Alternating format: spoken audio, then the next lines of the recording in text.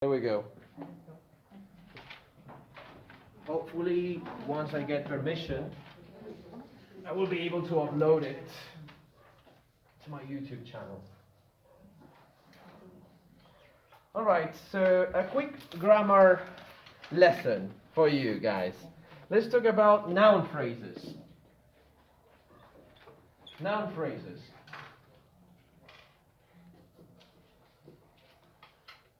NP. You can call them NPs, noun phrases. NPs, noun phrases. I'm going to give you a sentence right now.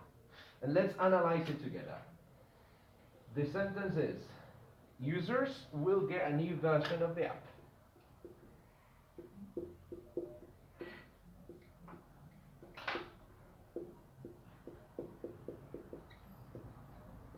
Users will get a new version of the app. Okay. Subject. Users. Predicate. Will get a new version of the app. Okay. Now, what is user? What type of word is users? It's a noun. It's a noun. And this unit, this grammatical unit, is a noun phrase. So the most important part of a noun phrase is a noun. Sometimes only one noun can be a noun phrase. Yeah? Alright, let's have a look at the second part, at the predicate. Here we have will get. Will get is a VP, verb phrase. What is the most important word in a verb phrase?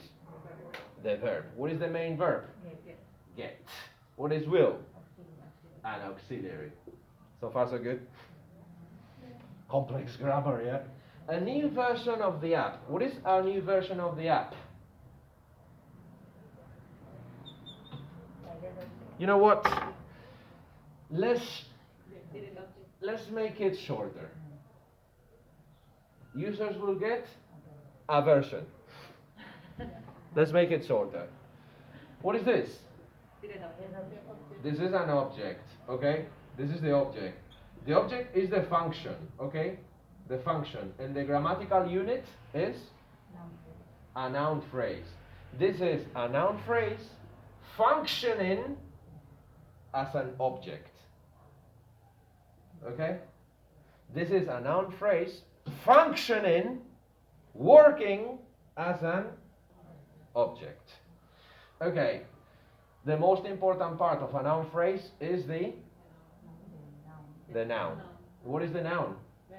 Version. What is a? A preposition. Yeah? This is a little preposition here. Okay. Now, if I say, it's a preposition. You can call it preposition. Yeah, article sometimes. I would go for articles, words like the, the, an article, but in grammatical terms, it's a preposition, yeah? The function could be considered an article. Some linguists use the two terms indistinctively. Preposition, articles, but it's a preposition. It's in the list of prepositions, yeah? Anyway, version, noun. That is the most important word of the noun phrase. Yeah? What if I say a new version? Again, this is still a noun phrase. What is new? New is an adjective. And what is the adjective doing? It's pre-modifying the noun version. If I say a new version of the app, what is of the app? Very good, very good. You studied that for your competition exam, right? Don't worry. This is a prepositional phrase, PP. PP, not the political party, but prepositional phrase, yeah? Because there is a preposition here. Anyway, what is this prepositional phrase doing? It is post-modifying what?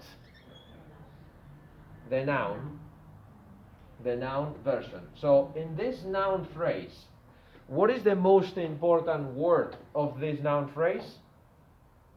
The main noun. And the main noun is version. The most important word is of the noun phrase is the noun version.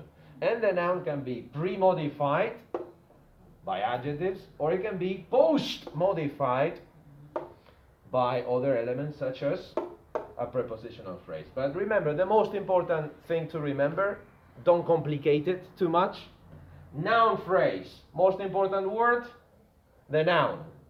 Noun phrase, most important word, the noun. Sometimes only one noun is enough to make a noun phrase. Sometimes you can have a lot of words within a noun phrase, but still the most important word will be the noun. And these are noun phrases. So far so good. Can I erase this beautiful sentence? Noun phrase, noun. Noun phrase, noun.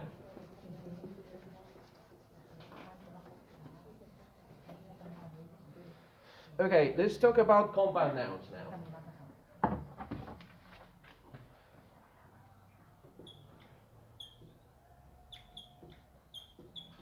Compound nouns.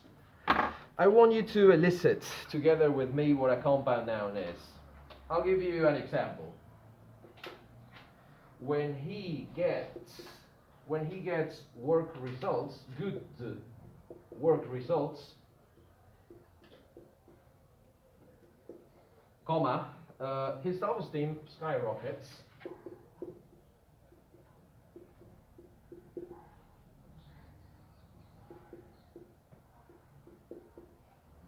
Skyrockets. Okay.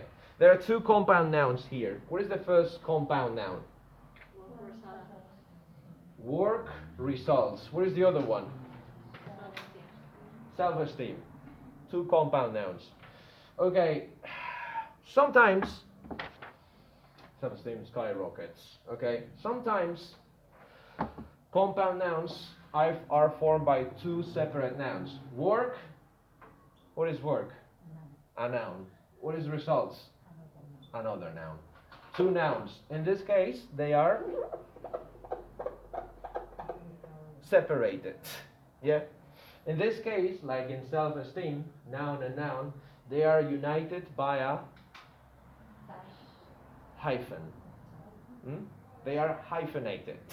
They are united by a hyphen. Self-esteem. In some other occasions, okay, what is this? It's black, but it's not a blackboard. It is a smart board, you could say, yeah? Smart board. This is a compound noun, yeah? In this case, noun and noun, they are not united but separated. However, what is this? Whiteboard. Whiteboard is an older concept.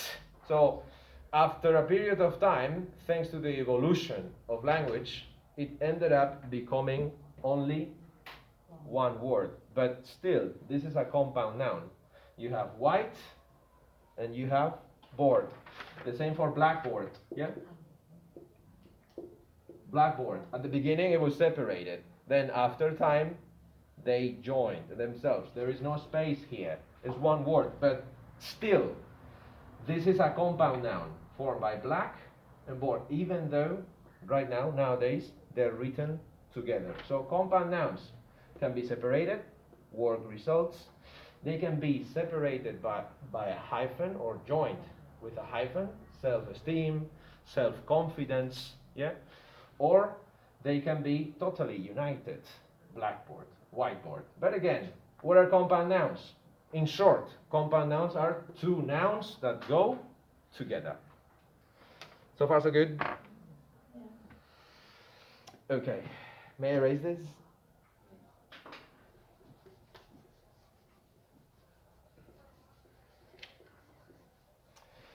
Climate change, air pollution, tax increases, those are typical compound nouns. Okay, next point, using gerunds and infinitives.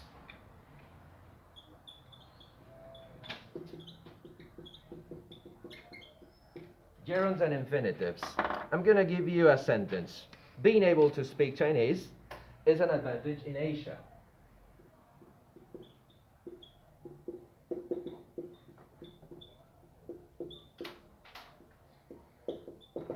Being able to speak Chinese is an advantage in Asia. Having studied Chinese gives you an edge. Yeah? Having studied Chinese gives you an edge. Yeah? It gives you an edge. It gives you some advantage. Okay. Now, these are gerunds, right? These are gerunds. And what is the function of these gerunds? Here, being, ing. This is a gerund, the gerund of the verb to be. Having, ing. This is a gerund, the gerund of the verb to have. However, what is the function? Being able. What is the function of being able in this sentence? It's the same that you say, the ability to speak English. The ability to speak English. And what is the ability to? Noun. Noun. So here, this gerund, yeah, in this case we're talking about gerunds, is working as a noun. Having studied Chinese, what is the function of this gerund here?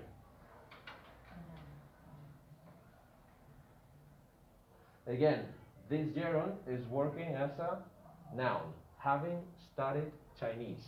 Also, I would say this is a block, yeah? Having is a noun, yeah? And this is a block, yeah? And this is a block.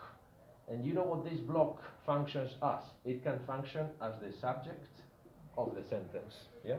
It can function as the subject of the sentence. So, subject, having studied Chinese.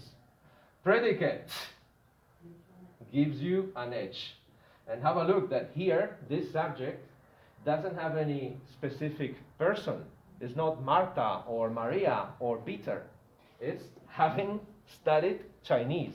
So the gerund becomes a noun, and the gerund functions as the subject of the sentence. So that is what gerunds can do.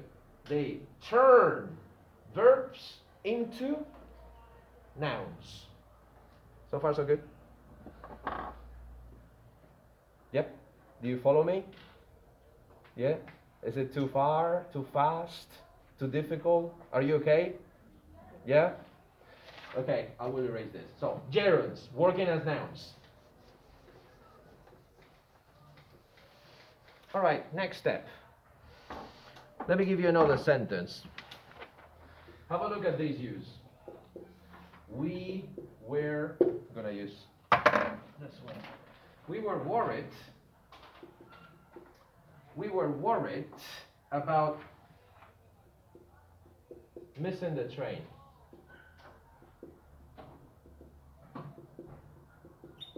We were worried about missing the train. Okay, this would be a general preoccupation or a general concern. Yeah? We were worried about missing the train. What if we were worried about a woman missing the train? How would you express that? We were worried about her missing the train. We were worried about her missing the train. So, what is this? What is her? In terms of lexis. I think Rachel is the expert. It's a pronoun, yeah? It's a pronoun. So what is this pronoun doing? It's to make clear, yeah? This is to make clear who the subject of the gerund, who the subject is, yeah? Who the subject is. We are worried about missing the train. About who missing the train? About her missing the train. So with this pronoun, you make clear who you're talking about. Yeah? Okay, imagine it's a man. We were worried about his or him? His. Okay, the normal way of saying it would be his. Yeah? So, sorry, him. The normal way, the normal or the more general way is him. We were worried about him missing the train. If you know the name of the guy, imagine that the name of the guy is Tom. We were worried about Tom missing the train. Imagine imagine that we were worried about myself. The whole group was worried about me. We were worried about me missing the train. Or if it's the second person, we were worried about you missing the train. So these are pronouns, yeah? Instead of Tom, Tom is a proper noun. Pronouns that indicate who, in particular, we were worried about. But you could say also, my missing the train. I'm going there. Oh. This is the normal way of saying it. Personal pronouns, you, me, him. But you can also say it in a more formal way. It is also acceptable, yeah? It is also acceptable to say, okay, this is the normal way, the general, yeah? The general way, just the personal pronoun, yeah? Personal pronoun or subject pronoun. But you can say in a more formal way, formal. In a more formal way, you could say, we were worried about my missing the train. We were worried about his missing the train. We were worried about possessive for Tom.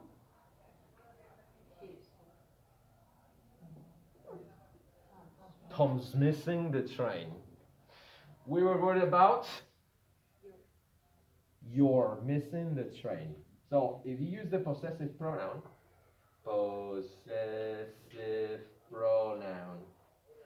if you use the possessive pronoun, it's also okay, but it's much more formal. So far so good? You know, these users, guys, C2 level, we go into complicated stuff. So far so good? Yeah, remember, yeah? Pronouns to clarify who we are talking about. Okay.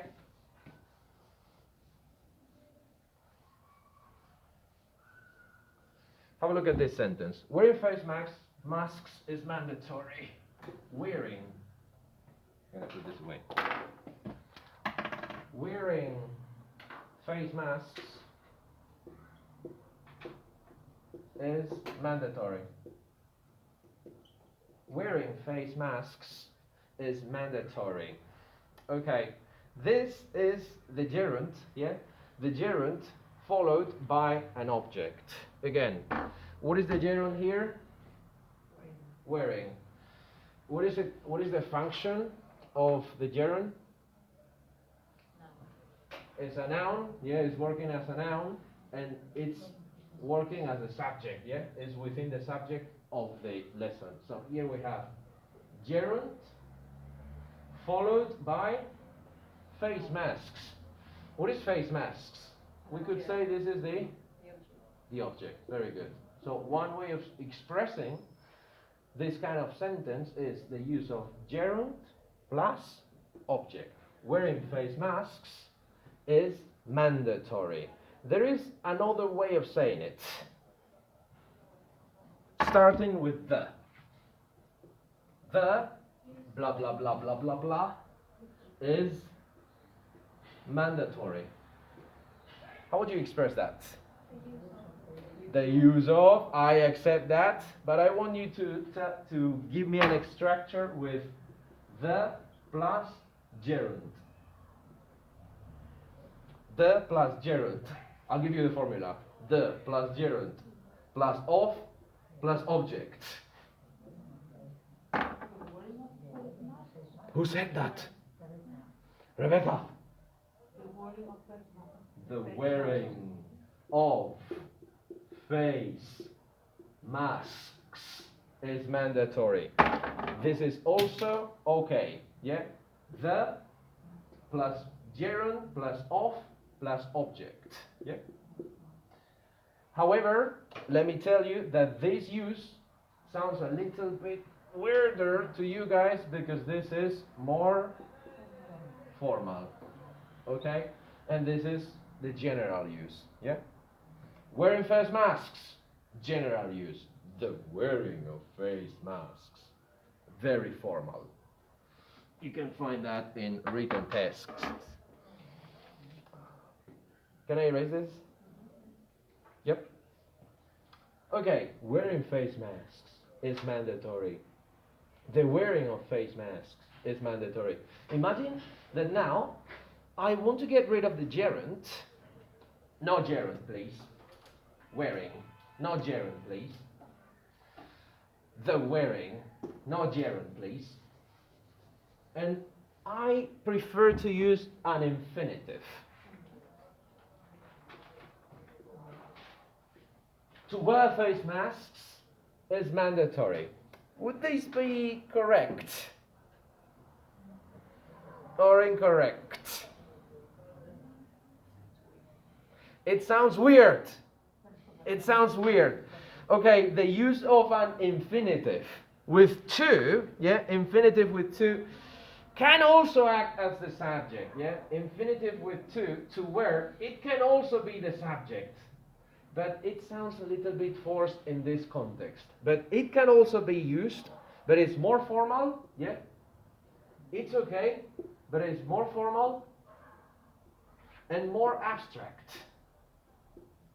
And if we want it to be more formal and more abstract, I think the object to wear face mask is mandatory. The object makes it sound a little bit weird. So if you want to use the infinitive, I would get rid of the object.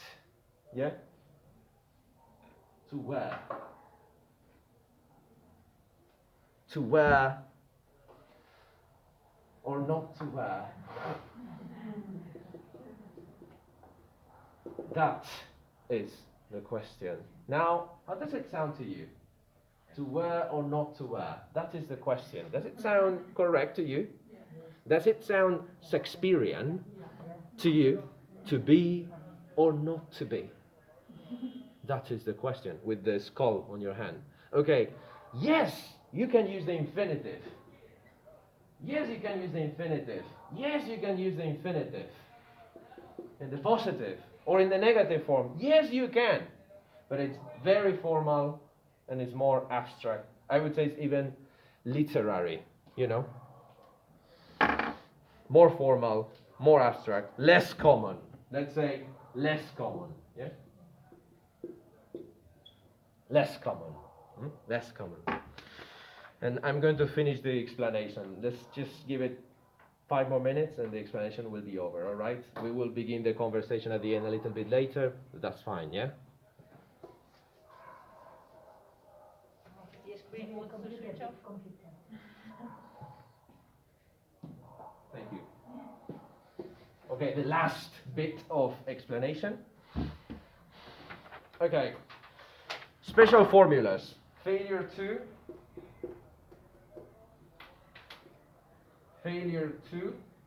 plus infinitive.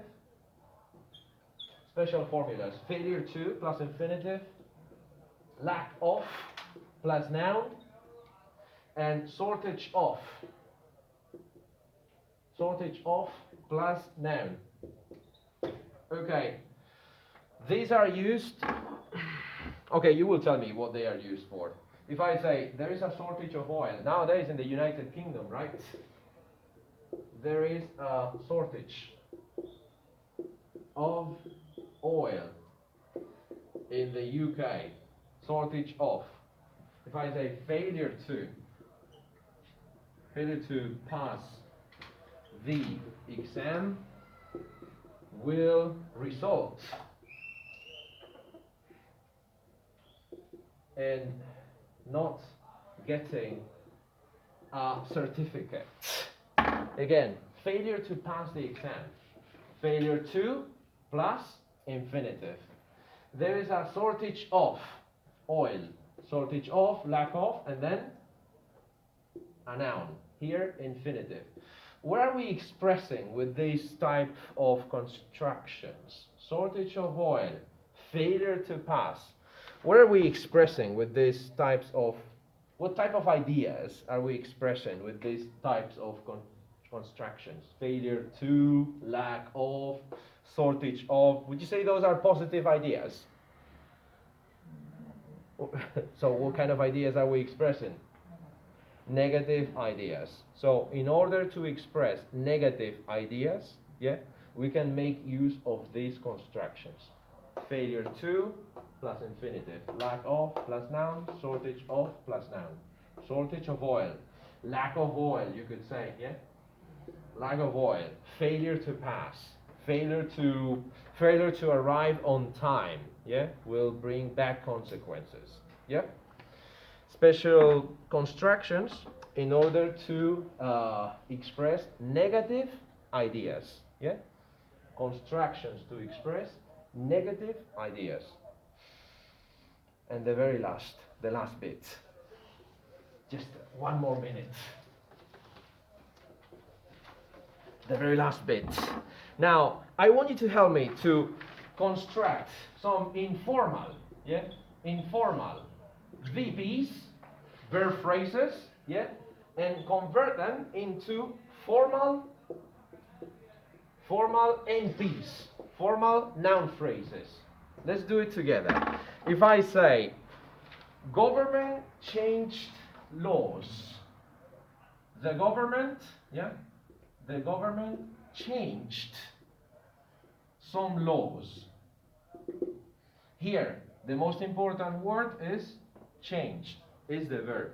How can we make it into a noun phrase, more formal? The of laws. Change or changing? I would say change. Yeah, change as a noun. Yeah, the change of laws. So here it's a verb. It's a VP. It's more informal. The change of laws. Here with the noun, yeah, with the noun phrase, it becomes more formal. Okay, let's do another change together. Government introduced new laws. Yeah, the government. Yeah, the government introduced new laws. Again, here the verb introduced. This is more informal. The government introduced new laws. How can you make it more formal? Very good. The introduction of new laws. So the verb to introduce becomes the noun introduction. Yeah, introduction. Okay, another one. The government bought equipment. Yeah, the government bought new equipment for hospitals. How can you make it more formal with a noun phrase? The buying? No. The buying, there's something better than buying. Very good. Very good. The purchase. Yeah, the purchase of new equipment, yeah, by the government resulted in much better. Purchase, noun. Bought, verb. And one more, the last one, and we can go home. The government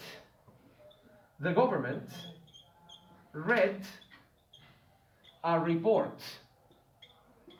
The government read a report. Here, what is the noun? Read in the past. How would you make it more formal?